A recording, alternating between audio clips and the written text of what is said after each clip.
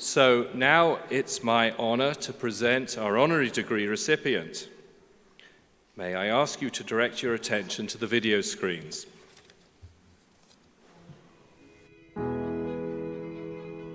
My parents came to the United States almost 50 years ago.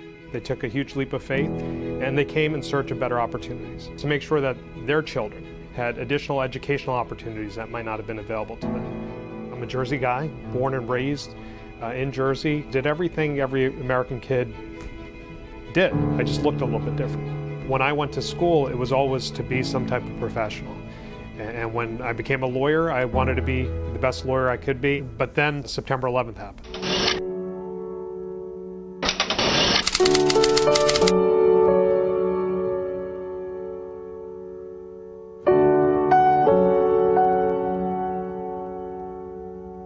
And I was a lawyer in Washington, D.C. I remember leaving the office and people staring at me. I remember people doing things to people who looked like me. I began to think that folks didn't understand that you could look different and still love and serve this country. And so that was my trigger for public service. I became a federal prosecutor in Brooklyn, then I was a federal prosecutor in New Jersey, and then that road led me to become the county prosecutor in Bergen County, and then ultimately Attorney General. And I've never looked back. It is my personal and tremendous honor to announce my choice of Gurbir Grewal of Glen Rock, New Jersey, to serve as New Jersey's next Attorney General. I wanted to perhaps also show people that while I and others like me may look different or worship differently, that we too are committed to this country. He's the first Sikh American Attorney General in the history of the United States. He embodies so much of New Jersey and what we're about. New Jersey is just an incredible place. 1 in 5 residents in this state are immigrants. We're diverse in our backgrounds, in our religions, in our language. We are the most diverse state in the nation by many measures. We wear that as a badge of honor, but it also gives us an extra responsibility. And Gurbir wears that responsibility as well as anybody I know. To be the chief law enforcement officer for a state of 9 million residents, that is perhaps one of the most diverse states in this country. It's particularly special. He's a great professional, an outstanding Attorney General who looks out every single day for the 9 million residents who call this great state their home. It's not just representing for my faith, I think it's standing up for those who can't stand up for themselves. I think the Attorney General serves as a role model for the citizens and for law enforcement just because of his compassion. There's simply no limitations on your success if you work hard. I'm thrilled that I get to work alongside of him every day. He's a role model for so many, including yours truly.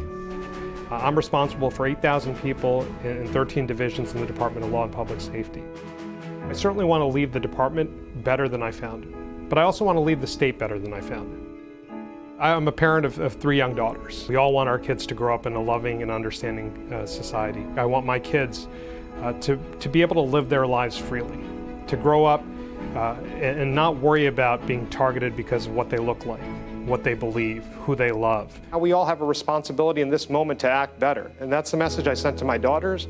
That's the message I tried to portray through my work. And that's a message I'll continue to stand up for as Attorney General of New Jersey. To me, higher education is a great equalizer. Institutions like Montclair State provide folks a path to greater success in life. Montclair State's a great university and a star in the New Jersey firmament.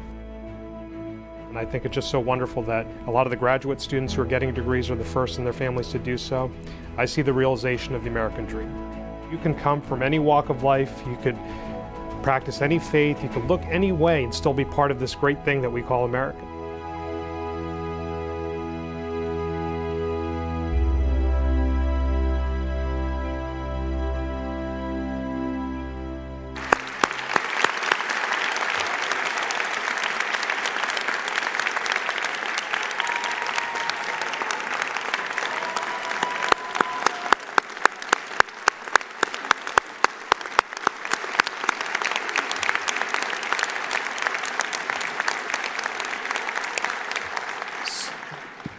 So now I would ask Provost Gingrich and the Grand Marshal to please escort Attorney General Gurbir S. Grewal to the lectern.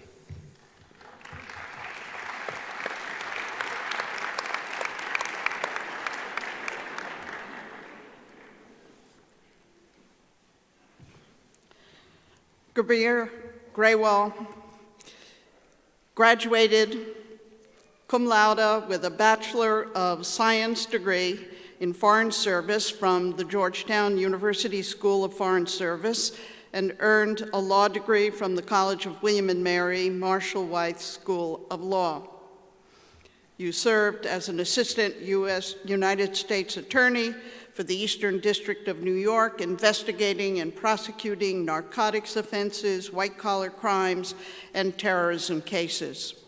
You also served as an assistant United States Attorney in the Criminal Division of the United States Attorney's Office for the District of New Jersey, where you rose to be chief of the Economic Crimes Unit and were the lead prosecutor in the largest known data breach prosecution to date.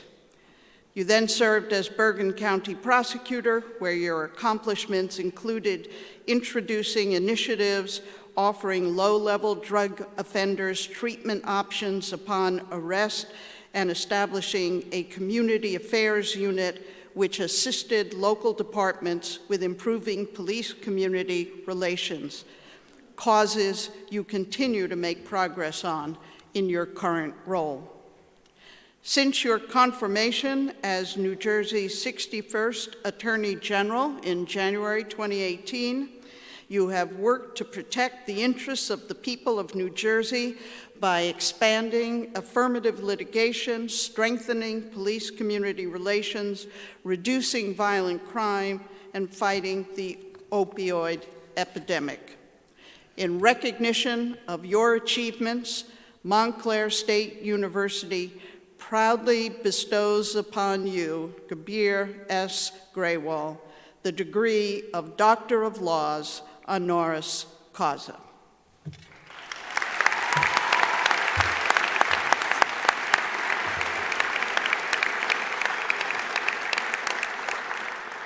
Thank you, President Cole.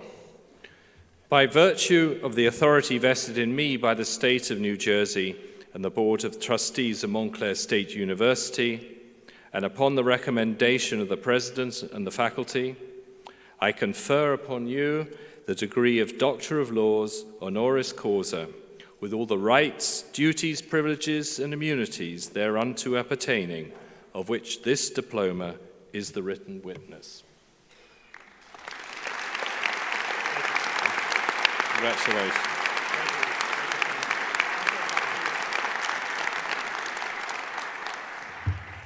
Wow.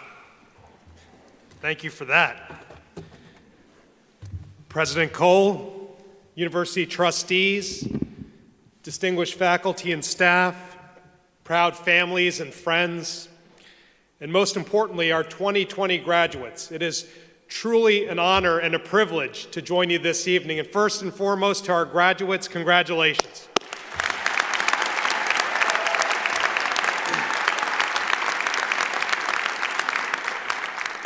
President Cole, thank you not only for the transformational work that you are doing here at Montclair State, but also for this honorary degree this evening. A degree which, unlike our graduates, I didn't have to work for, and more importantly, I didn't have to pay for. And which I believe now entitles me to call myself Dr. Gurbir Grewal.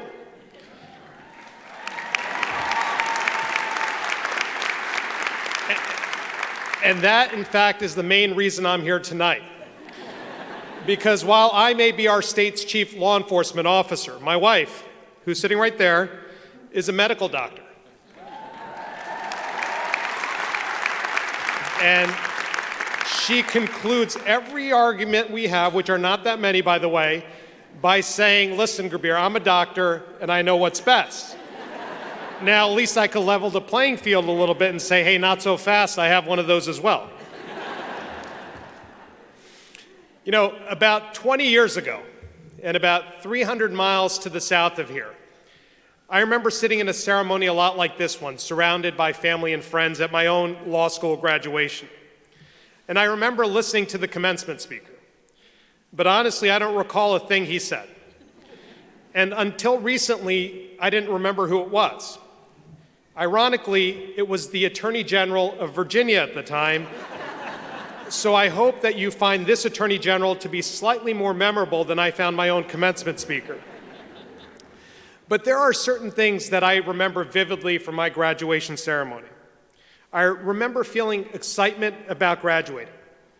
I remember feeling anxiety about the upcoming bar exam. I remember feeling anticipation about the legal career ahead of me. And I also remember the pride that my parents felt. And it was understandable. They had come to this country a few years before I was born. And they brought very little with them, except an expectation and a hope for a better life, and a firm belief that this country could provide it. You see, they took an incredible leap of faith over oceans and continents, leaving everyone and everything that they knew to come here. And in so many ways, their faith was rewarded. They got to experience their own version of the American dream. And as they sat at their son's graduation ceremony, seeing their only child walk across that stage, they could take pride knowing that their sacrifices were well worth it. And as I stand here this evening looking out at this great hall, I know that there are so many parents, so many family members, so many close friends who feel that same pride tonight. There are people in this room who took similar leaps of faith to come to this country in pursuit of their own versions of the American dream so that their children could be the first in their family to graduate from college and the first in their family, as we're celebrating tonight, to receive an advanced degree. There are so many people in this room who have made sacrifices, large and small, so that each of you could achieve the successes that we're celebrating here tonight. They're the ones who paved the way for you, who came along this journey with each of you, who urged you on when things got tough, and who will be there cheering for you in the time to come. So I ask that we take a moment to recognize all of them at this time.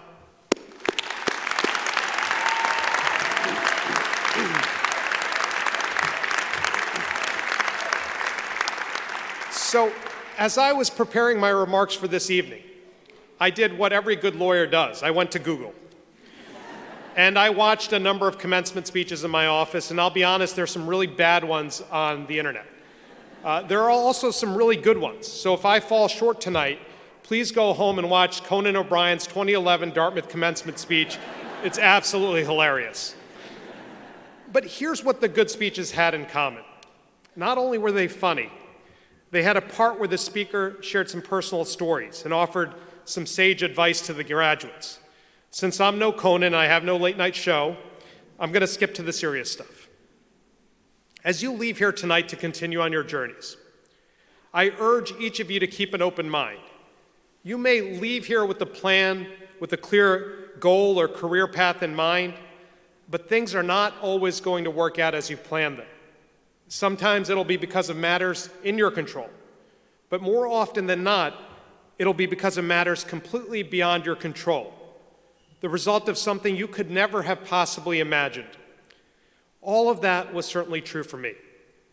When I crossed that stage 20 years ago, I had no plan other than to pay off my student loans. I never thought about holding public office. In fact, when I was growing up not too far from here in Essex County, I never even thought it was possible for someone like me to hold a position of authority, let alone one day become our state's Attorney General. Listen, I never even wanted to be a lawyer in the first place. When I was in high school, I wanted to be a writer, which, if you don't know, is not one of the 3 preferred career paths in most Asian households. When I was growing up, it's either you could be a doctor, or maybe doctor. So I thought there was no better way for me to disappoint my parents, make them question all their sacrifices to come to this country, than by going to the smallest school I could find and the most isolated place I could find to write the great American novel.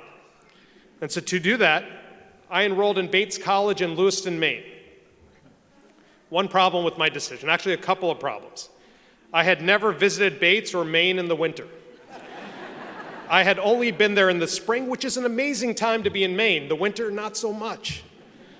The other problem was that I liked my international relations classes more than I liked my writing classes. So after a year in Maine, I transferred to the Georgetown School of Foreign Service because at that moment, I was convinced that I wanted to be a foreign service officer, a diplomat, that I wanted to represent the United States around the world. Then out of nowhere, right before graduation, the State Department pulled the rug out from underneath me and implemented a hiring freeze. So with no plan B, I did what some of you will do tonight. I went back to my parents' house. I slept on their couch. I watched a lot of television. And after a couple of Law and Order marathons, I was then absolutely convinced that I wanted to be a lawyer. And that's precisely what I did. After attending law school, I joined one of the largest law firms in Washington, D.C., and frankly, I loved it. The work was fascinating. And I was able to start paying off some of those student loans that you're probably thinking about right now. Yes. But it wasn't my true calling. It wasn't my true calling. As we saw in the video, I found my calling on September 11th. And at that time, I remember watching our country come together. It was like no other moment in my lifetime. We were united both in grief and in anger.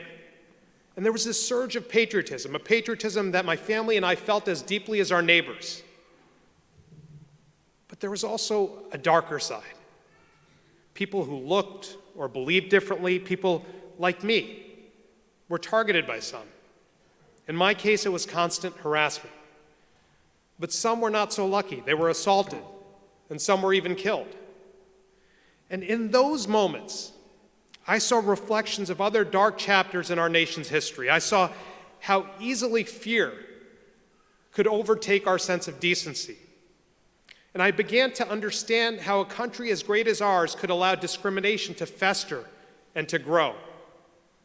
So even as I felt a deep love for this country, the only country that has ever been home for me, I felt a need and a desire to help make it the best version of itself. And I knew that there was no better way for me to do that, to give back and to serve and to stand up for others, than to become a part of law enforcement. You see, I thought it was especially important for someone who looked like me, who believed like me, to get up in front of judges, juries, and courtrooms in front of the public and stand at a lectern like this and say, "Good morning, Your Honor. My name is Gurbir Grewal, and I represent the United States of America."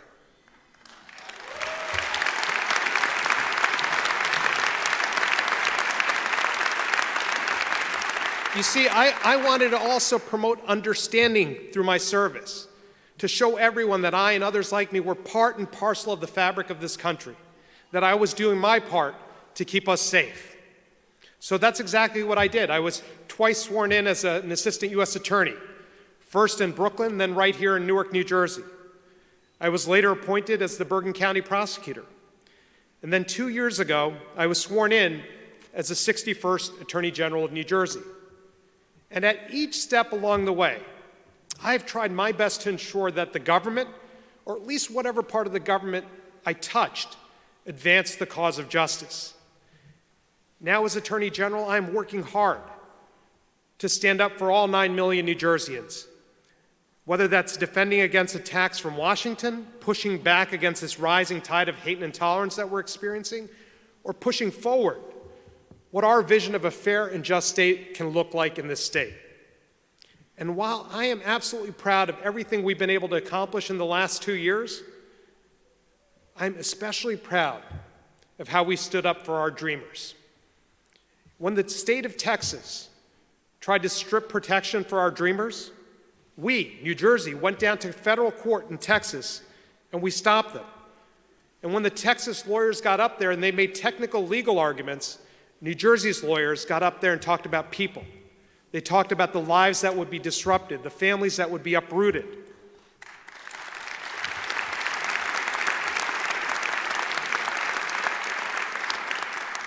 And now we've taken that fight to the Supreme Court.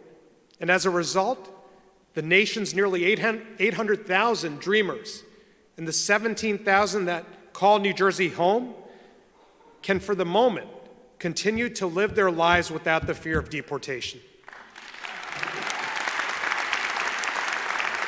So we are doing everything we can we are doing everything we can at the Attorney General's office to ensure that we don't turn the page back to those darker chapters in our nation's history, but instead to brighter new ones. You can clap. But that's my story so far. And so as you walk off this stage this evening with your degrees in hand, know that your journeys are just beginning. That you too may encounter obstacles or adversities that you never anticipated or could have imagined. But when one door closes for you, don't ever be afraid to change course and to open another one. Don't ever be afraid to follow a path you never before considered or even thought was possible for you. Always be open to new opportunities and possibilities. Try to enjoy the journey and know that you will find your calling. But along the way, here's my ask of you. I ask that you always look to find ways to make that journey easier for others. I'm not saying that all of you have to answer that call to public service, at least not until after you pay off your student loans, but what I am saying is that we need your help right now. We need your help in this moment in our country's history and in our state's history. We need your help especially in standing up to acts of bias and hate.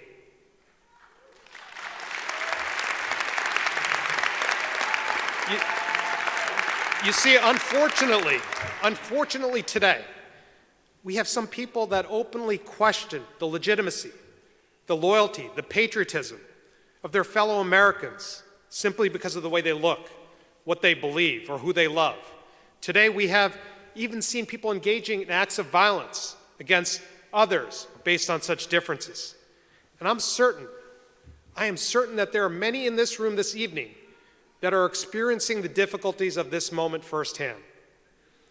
And so while we're doing everything in our power to keep our residents safe in this climate, we can't do it alone. We need each of you to help if we truly wish to reclaim this moment. We need you to help us heal and improve our communities, because we must all call out hate and intolerance wherever and whenever we see it. We must all acknowledge that our words matter. We must all elevate our discourse, whether it's in public, in private, and especially on social media. And all of us here tonight must leave here and commit to filling the hearts of our next generation with love so they have no room in them for hate. But I'm certain that many of you will answer the call to public service one day. How do I know that? A third of you leave here tonight with degrees in education.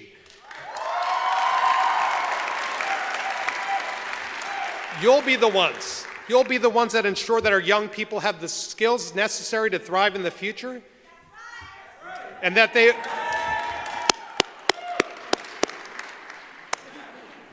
also learn to be kind, loving human beings.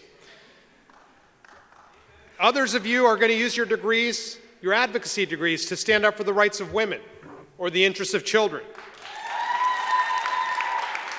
And still others of you will use your counseling degrees and your compassion to help those suffering from the disease of addiction.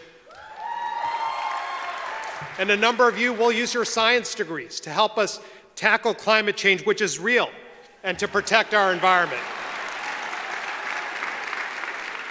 And perhaps some of you will join my office and stand up for the rights of consumers, alongside Paul Rodriguez, our Director of the Division of Consumer Affairs and a proud Red Hawk. And I don't want to forget about our business majors. I couldn't fit you into the public service part of the speech, but I don't want to forget about you, because a third of you leave with degrees of business of some type, 186 MBAs tonight. I ask that you use your degrees and what you've learned to manage and lead ethical businesses. Use those degrees to lead businesses that respect, value, and support all of their employees. So here's what else I'm certain of this evening. All of you are going to do exceptional things, whether it's on the front page or out of the limelight. Like President Cole said, I can't wait to see also what all of you accomplish. In fact, I saw that 6 of you will leave with masters in English tonight. Hopefully hopefully at least one of you 6 will go on to write that next great American novel that I couldn't finish. And perhaps one of you in this crowd tonight, just one of you, will go home tonight, catch a Law and Order marathon, and go on to become the next Attorney General of New Jersey. I wish you all the very best of luck. My deepest congratulations. Godspeed on your journeys. Thank you.